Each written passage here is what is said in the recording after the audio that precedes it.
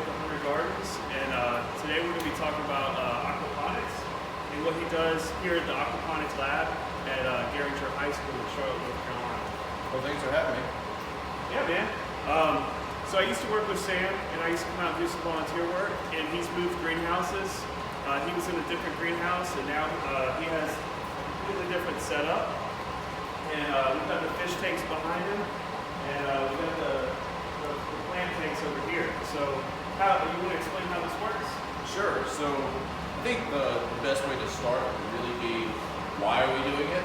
Yeah. And I know the viewers don't really have access to see all the signage around here, but it really starts with what's happening with our oceans right now. So right now we're at 2020, but by 2050, that's only 30 years away, we're looking at almost a complete collapse of almost every major seafood species heading toward extinction. And so how are we going to take pressure off our ocean species? That's the first question. Fish farming is the answer to that, growing fish on land. However, as we all know, aquaculture, yes. Well, as we all know, all forms of intensive farming are typically really bad for the environment, whether it be intensive cow production, corn production, or fish production. So how do we take pressure off our ocean species by farming fish without totally screwing up our biosphere at the same time? And aquaponics is one way that we do that. So typically in a fish farm, you're discharging large amounts of pollutants from the waste of the fish into the environment. So what we do here is we filter out the solid material, and we use that to fertilize stuff outside, but then all the dissolved nutrients, which is 80% of the total waste, we use to fertilize plants that are growing hydroponically. The plants use up those nutrients in order to grow, turning clean water back to the fish. Now, is it safe to use the fish waste to fertilize the plants? Yeah. I'm sure people eat. Right. Want to know that it's safe, right? So you can recall, like, I said that word recall because we're about to talk about a recall. Remember the recall on romaine lettuce just a couple months ago?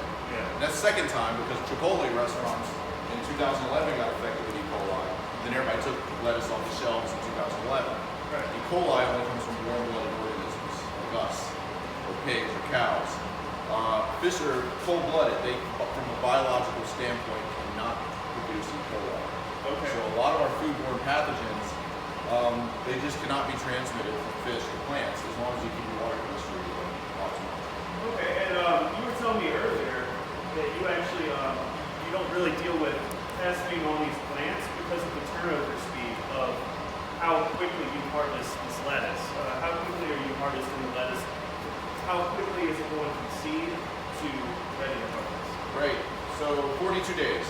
From seed to harvest is 42 days. When it's seed, where are you starting at? Right. So it starts over here. We start seeds in this medium here. This is called rock wool. It's a completely sterile medium. I've used that before. You can start 200 plants per, and everything's really even when you do it. Is that kind of that ideal, or can you use other ones, other stuff too? You can use all sorts of different mediums, but loose fill medium, where like you would take a loose coconut fiber and fill cells, that is one, more labor, and two, it's hard to be consistent. These are all perfectly. They're a little more expensive, but it's a lot easier and it's cleaner, right? And it saves you labor. Yeah. And this is chemically inert, meaning it doesn't give off anything that's going to change the composition of the water. Just change the pH and anything like that. Correct. Okay. So you start them in here. This is a seedling, 10 days from seed. So that's 10 days. And then these are a little overgrown, but in ideal conditions, this is what a 14-day seedling looks like. Is that what it looks like when you transfer it to these? Correct. Okay, you wait till the roots are coming out the side, right? And we usually wait till you have 3 or 4 sets of true leaves. Okay. And so this is 2 weeks, so you're talking 14 out of 42 days. Now you got 3 sets, right? Or 2 sets of right. true leaves. So this is about two sets of true leaves, but this could be transferred. Okay. It all depends on like how you want to do production. Basically, the longer you keep them in here, if you can keep them healthy, the faster you can turn them over in there because they don't have to spend as much time in there. Okay. But essentially, this is a 14-day seedling. It would get transferred over to the aquaponics unit. Now, do you put anything on to like boost these things before? We do. We just use a general hydroponic fertilizer, not the brand General Hydroponics, but you could use that.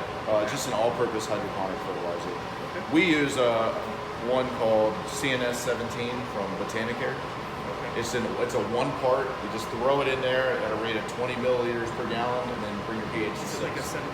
Is that what it is? It's like a 312 actually. Oh, yeah. But if you put more in there, it'll bring the number up. What is it, nitrogen, phosphorus? Potassium. NPK, Yeah. They go from here. This is a 14-day seedling. Then you would plant them in a cup. This is called a net cup. This seed, these have been in here for about a week. So that's a 21-day-old plant. You used to have to use the clay pellets too, so now it's a lot more simple. And now we actually don't even use the cups in our newer systems. We just have holes that perfectly fit this, and you just drop it in. Oh, really? Because imagine taking out, let's say you're doing this commercially and you had 100,000 heads of lettuce a week. You don't want to wash 100,000 cups out individually. Right. If you can skip that one step, it's going to save you 20 grand a year probably. That's true. So then these are about 21 days old, and then you'll see over there, those are 42 days old, and those are ready to harvest. You went with this floating raft system. I won't touch it, but are you able to lift it up and kind of show what's under there? Yep. But this isn't a solid surface. This is right. So these are styrofoam sheets. You got roots growing under here. Mm-hmm. The reason we do floating raft is for a couple different, many different advantages. One, it increases the volume of water in the system. So if this was like, say, a media bed where you had rocks in here, like you see a lot of hobbyists doing, all your water would be in there, and then it would get pumped over here and then back. So all your water volume is just in the fish tanks. So now you have temperature swings happening faster, pH swings happening faster. By doing a floating raft, we've tripled the amount of water, making a much more stable growing condition. Now, one of the things I was told was I had a whole bed full of clay pellets when I did it, and that increased surface area was good for all the beneficial things to grow on. So do you have enough surface area still for plenty of biological activity? Oh yeah, ton. Now a lot of it comes from that bead filter. That has over 1 million beads in it, which has a huge amount of surface area. But also, a lot of people don't consider this over here. Think about a mature head of lettuce. Think about these roots here. Think about how much surface area is just on one root system. Yeah, the root system is that is a matrix of surface area. And imagine all these plants and how much surface area that actually increases. Evolution has designed them to be the perfect surface. Right. Now, in addition to that, in a media bed, when you harvest a plant, a lot of these roots stay in that gravel. And then over time, they decompose, and you've created soil, essentially, compost inside your gravel, which it could, on the surface, sound like a good thing, but we lose control at that point. I had a lot of going in and out with cleanliness in the system and aphids and things like that. Right. So. In a raft system, we can fully remove the entire biomass of the plant and maintain controlled conditions within the root system. Other than probably minor shedding of roots. Yeah, and then if you do have minor shedding of the roots, then you just pull up, when you harvest, you'll pull a whole raft out, and then we could actually vacuum all that stuff out. This stuff is a little... Do you clean this out often? You know, these are actually dirtier than I thought they were going to be. And I think it's because lately we've been back flushing the filter a lot, and that can discharge some solids in the grow beds. Ideally, we wouldn't have this many solids in the grow beds. You use LED multispectrum lights? Yeah, these are red, blue, and white.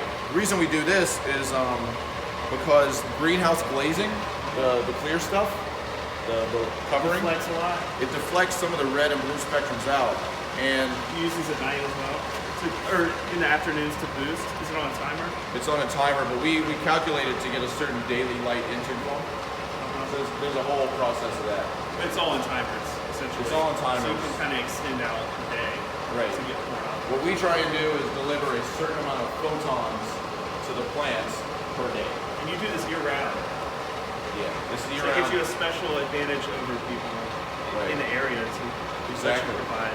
Now, something that you'll find interesting, these red lettuces, before we put the LEDs in, look like that.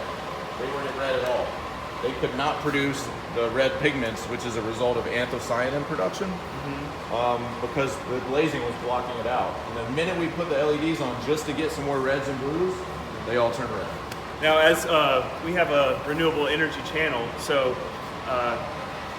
this is definitely of interest to us because it uses a lot less electricity. You can easily even power those off of solar panels or something. Maybe we can work together or something and get some solar panels out here. I'd love to. These are very energy efficient. I can't tell you exactly what they'd be. It depends on your kilowatt per hour rate from your energy company. Now, where does all this go to? Does this get a good use, or you just give it to the students? So all of this is sold to the Moffett restaurant group. And they own like Good Food on Montford, Barrington's, and a couple different restaurants. Okay. So they purchase 132 heads of lettuce out of here per week.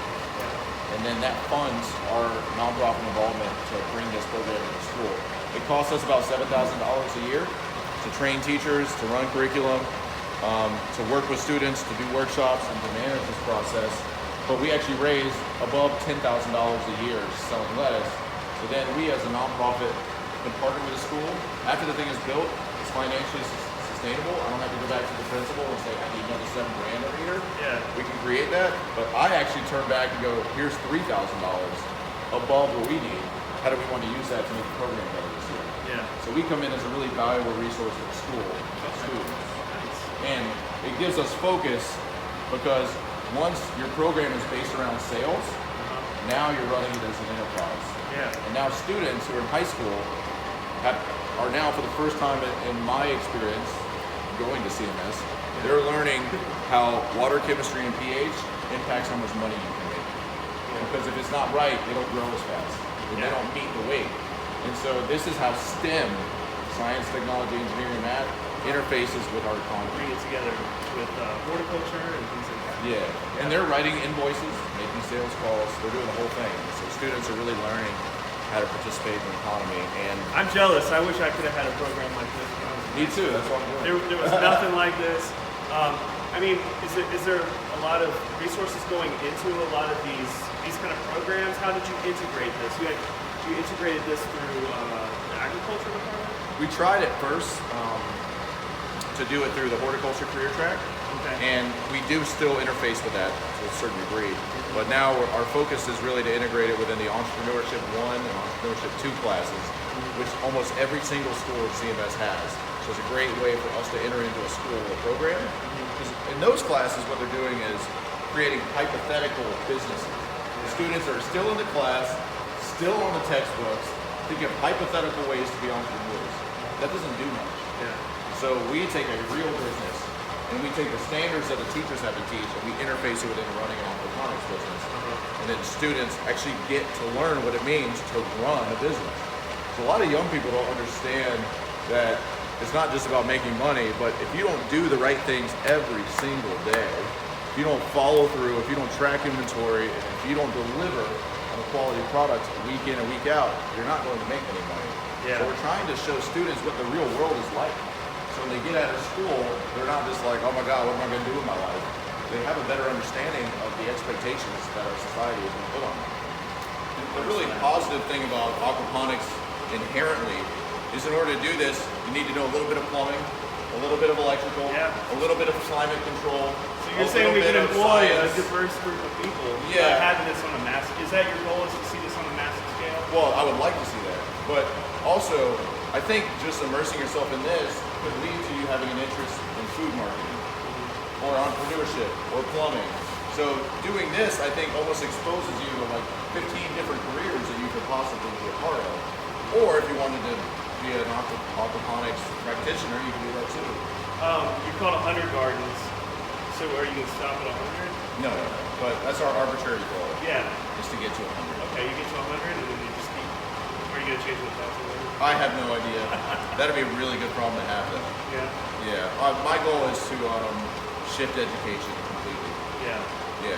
We need to be educating students on how to become self-sufficient, on how to become entrepreneurs while saving the planet and looking out for the best interests of our biosphere and for future generations of human beings.